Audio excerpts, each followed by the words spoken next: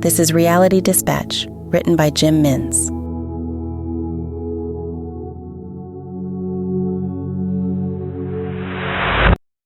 Sonny had not prayed in 6 years. It was not a crisis of faith, it was a drift. He held on to internal beliefs of the afterlife and a recognition of the world beyond the visible. For whatever reason, be it laziness or defiance, he had not and would not set foot in the mosque. He would sit under the lights of Broadway and wonder if his decision to step back from faith was having repercussions within the souls of his parents. They had both passed on, and only they knew the true extent of his decisions. In life they guarded his positions on matters of faith with an iron rule, and now that they were gone, they no longer were around to criticise. Their silence was deafening. He noticed that he had spent an awful amount of time dwelling on these matters of late, and it seemed to always be in the same spot, under the fluorescent lights of the Hilton Hotel, on the rank, waiting for a customer. And that was the night he entered the cab. A grey hoodie and a surgical mask, covering his mouth and nose. Sonny was wary that he had COVID-19, but the man, huffing and panting as he took a seat in the back of his cab, stressed that he had only had a cold and was worried about spreading his minor infection. "Just drive!" the man yelled, after a brief debate about the nature of his illness. Sonny did as he was told and put the car into gear. He took off towards the financial district. "No!" protested the hooded man. "Take me to Central Park." Sonny rerouted the car and indicated accordingly. The ride would be 5 minutes in length, but that would be enough for the memory to last a lifetime. "Have you ever had COVID before?" the hooded man asked. "Not yet," said Sonny. "Not if I can help it." The hooded man chuckled. His panting had subsided. "I don't blame you, man. It doesn't go well for people who get sick in this country," he said. Sonny nodded. He kept driving in silence, but the man was eager to talk. "They say get insurance to cover yourself. Have you ever heard of this? Always good to cover yourself. That's what they say," the man continued. Sonny kept quiet. The man appeared to be eager to speak his mind rather than to engage in a dialogue. He leaned forwards towards the separation glass. "What good is insurance if they won't pay out? You know what I mean?" the man continued. Sonny just nodded. "Hey, can you hear me?" the man asked. Sonny turned his neck to glance at him. He was reminded of the surgeon's mask and was annoyed at himself for not closing the window to the barrier when his last customer had exited the cab. "I hear you, man. What is it you want me to say?" Sonny asked. "I want to know what you think." "About what?" "About insurance in this country, medical insurance. Have you got it, man?" Sonny nodded. "Everyone has it in this country," Sonny said. "You need it." "That's right," said the man with a beam. "You need it. Everyone needs it. It's vital.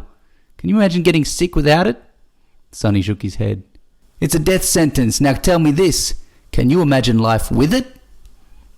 Sonny was confused and made this apparent when he looked at the man in the eyes through his rear vision mirror. "I'm serious," the man continued. "Do you know how many claims they reject annually?" Once more, Sonny shook his head.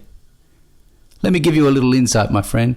My mother paid insurance her entire life. She believed in the system. Both her and my father did. So a year ago, my father got cancer." "I'm sorry," Sonny said, interrupting. "Thank you," the man said without breaking a beat. "So he gets cancer, and the insurer won't pay out. They delay his claim by 6 months while they decide whether or not to grant it. That's 6 months my father went without treatment. He died 2 months later. The letter approving his treatment arrives 2 days after his funeral." "That's horrible," Sonny said. "That ain't the half of it. When they find out he had died, you know what they did?" Sonny shook his head yet again. The man sat back in his seat and removed a pistol-shaped object from the belt underneath his hoodie. "They arranged to bring litigation against my mother for taking them to the conciliation for a determination on his claim. They sued her for 6 months' worth of associated costs defending their decision. They claim he was always going to die, so she just wasted their resources." Sonny began to swerve the car. He was not watching the road, and he almost swiped a cyclist. "Hey man, please, put the gun away," Sonny pleaded as he pulled his cab up to the curb. "Don't stop here, I said Central Park," the man instructed. Sonny put his eyes on the road and accelerated, wanting to end the journey as quickly as possible. "People like those who run the insurance companies, they don't deserve to live," the man said, admiring the weapon in his hand. Sonny drove on in silence. The man was eager to continue the conversation. "Did you hear me?" Sonny had heard words but did not understand them. "I said people who run these companies, they deserve to die." "No one deserves to die," said Sonny instinctively. He instantly regretted giving such an honest appraisal. He had momentarily forgotten who he was sharing a cab with. "What did you say?" the man said, leaning forward. He didn't put the barrel of the weapon through the opened window, but he could have if he wanted to. Sonny was unable to speak. He couldn't perform tasks under the threat of violence. "Stop!" the man yelled. They were on the outskirts of Central Park. Sonny didn't realise the journey had concluded. The man pulled out a wad of cash and placed it through the window. He exited the cab and began running into the park, into the darkness, into the night. 3 hours later, Sonny was sitting in the 8th Street precinct watching the video that was captured on his dashcam between himself and the mystery passenger. A murder had occurred seconds before the man had entered Sonny's cab. Sonny was thankful that his passenger had chosen a different fate for him rather than the one he had allegedly delivered to a bystander moments before he had entered his vehicle. Sonny could not help but be struck by the first image that appeared on the video thumbnail as it sat on pause at the exact moment before the man got in. It was Sonny in mid-contemplation, thinking about his return to faith.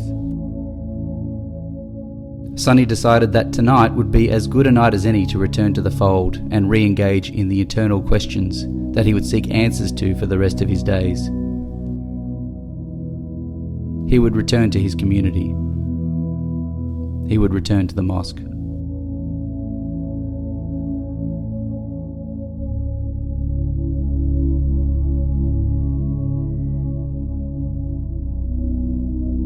For more stories of fact-based fiction, head to jimmins.substack.com.